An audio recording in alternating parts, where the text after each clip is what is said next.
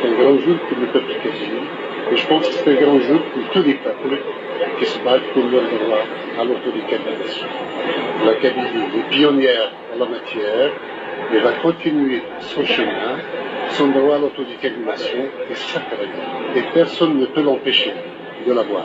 Merci. يا سمعتوه هنايا حط الملف هنا في 2016 هنايا باش يطالب بالاستقلال الذاتي تاع منطقة القبائل، يعني ما راش يزعق. دوك نورو الممثل تاعه في 2018 واش فكر هيئة الأمم المتحدة في لجنة الشؤون القانونية اللي فيها العربة، أحمد العربة في لجنة الشؤون القانونية اللي العهدة تاعه تكمل في 2021. هذا اللي شغلنا الدستور.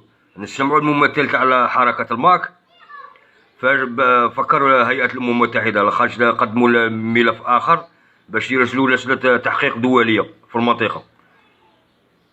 De voir imposer une nationalité que l'on rejette est toujours du colonialisme. Ainsi, le peuple kabyle subit l'insupportable statut d'apatride depuis 1857, en étant inclus de force dans l'Algérie française, devenu depuis 1962 l'État qui le ravale au rang d'ennemi interne dont il faut effacer jusqu'à la conscience. Après une guerre perdue en 1965, la Kabylie mène un combat politique, pacifique. سمعتوا هنا قال لهم داروا حرب أهلية في 65 مع الجيش التحرير وخسروا هذه الحرب، وسمعوا شو غادي يقول من مورا هذا الحوار. Auquel est opposée une violence militaire comme en 2001 avec ce qu'on appelle le printemps noir, durant lequel pas moins de 130 personnes ont été tuées. La seule façon de mettre un terme à cette insupportable situation est l'organisation d'un référendum d'autodétermination pour exposer les montagnes d'injustice. هنايا طلب لجنة التحقيق الدولية باش تدخل منطقة القبائل ترسل اللجنة الدولية باش يديروا تاع الأحداث تاع 2001 خاش من 92 99 هذه ما عندهمش هذا في القاموس تاعهم. 200 ألف جزائري اللي ماتت في المذابح هذه ما عندهم كي والو. يتجبدوا لك على 128 شاب اللي مات في هذيك الأحداث تاع المنطقة. هاي يعني ما تبقى الشعب الجزائري ما على بالهمش به. دوك نوريكم هذو تاع السفارة من النهار اللي راحوا للسفارة الجزائرية الانتخابات تاع 2019 كديسمبر شادروا في السفارة الجزائرية تماك. وعندما عينت هذه اللجنة وراي يلا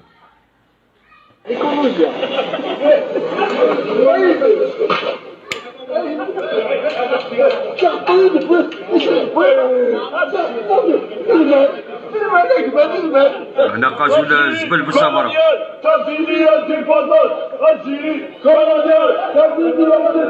اسمع لا كابيلي انتيبوندونس مازال ياكدوا على الاستقلال تاع منطقه القبائل. دوك نوروا في الانتخابات الرئاسيه تاع فرنسا كيف يتعاملوا معها. Alors moi, ce qui m'intéresse de savoir, c'est que dans quelques jours, on va voter. Je vais voter pour les présidentielles en France. Et j'aimerais savoir. سمعتوها هنايا قالت لك ننتخب على الرئاسيات التي ستقع في فرنسا. هاي.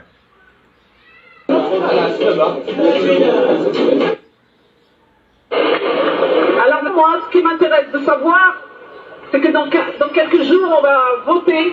Je vais voter pour les présidentielles en France.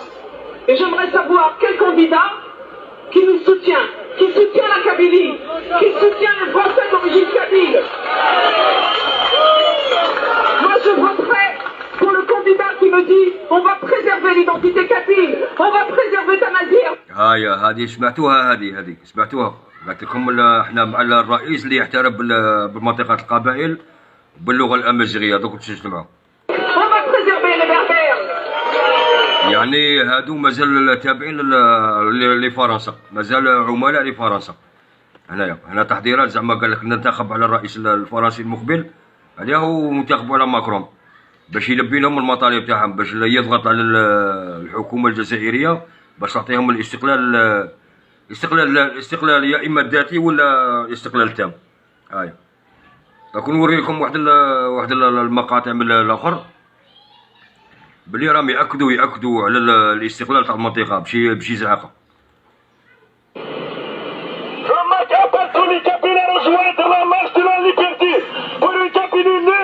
هنا راه داير بالميكرو ويدوروا في المنطقه وما كان لا امن لا والو. هنا يسرحوا كي يبغوا هنا.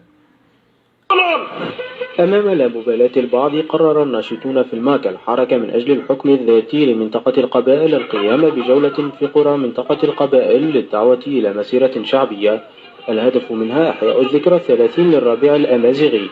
ففي 20 من أبريل نيسان سنة 1980 اندلعت مواجهات عنيفة بين المتظاهرين وقوات الأمن. إنها الثورة الشعبية الأولى في تاريخ الجزائر المستقلة. هؤلاء الناشطون لا يمكنهم نسيان تلك الأحداث. نحن الأمازيغ شعب لدينا حدود ولغة وثقافة وجذور. نحن مختلفون عن بقية المناطق. من حقنا أن تكون لنا دولة لحماية ثقافتنا ولغتنا. منطقة القبائل كانت دائما مهمشة سياسيا واجتماعيا واقتصاديا. هذا الوضع مفروض علينا من قبل السلطات. كل هؤلاء الشباب لا ينتظرون إلا حكما ذاتيا موسعا لمنطقة القبائل، لأن اليأس يعم الجميع. راكم تسمعوا هادو راهم ياكدوا على الاخر. بوشاجي قال لك نرسل الاموال، وهادو راهم ياكدوا على الاستقلال تاع المنطقه. ماهمش يزعقوا راكم تشوفوا.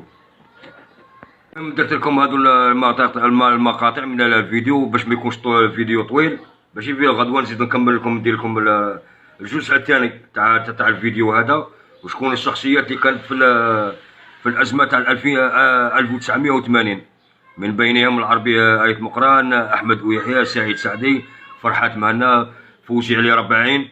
زعما الشخصيات اللي راهم مسمينها شخصيات وطنيه دروك في احزاب المعارضه وكل شيء، ينقضوا في النظام وكل شيء بالاسماوات بكل بالجريده الرسميه بالوثائق. غدوه نكمل لكم الفيديو خاش باش ما نطولش عليكم هذا الفيديو بالخاص طويل. وقبيله ناس يالوني عليها عاودت هذا الفيديو وغادي نرسلها لكم دروك باش تخلوه. غدوه نزيد نكمل لكم الجزء الثاني. هذا الجزء الاول، هذا الجزء الاول. غدوه نزيد نكمل لكم الجزء الثاني اللي فيه الوثائق والاسماوات ومقاطع من الفيديو اخرى. خاطش هذه ثاني داخله فيها تاع غدوه نزيد نهضر على المتقاعدي الجيش. غدوه نهضر على متقاعدي الجيش، شكون اسبابهم، شكون على راهم متحاملين عليهم. خاطش هما ماهمش عارفين الامور كي راهي تصرف. انت ملي تهضر معاه يقول لك لا قضيه تاعنا خطيه سياسيه، قضيه تاعك سياسيه 100%، ونجيبوها من 2001 ورواح. خاطش وين انهضمت الحقوق انهضمت في 2004 ورواح، من داروا وثيقه الاربع إراثيرة تكمله لارضيه القصر، وعدلوا قانون التقاعد العسكري على الجماعات تاع 2001 ودخلوهم معنا في صندوق التقاعد العسكري. من بعد يجي واحد يقول لك ما كاش منها كل شيء. انا قلت لكم على الجماعات تاع التنسيقيه، تنسيقيه متقاعد الجيش. نعاودوا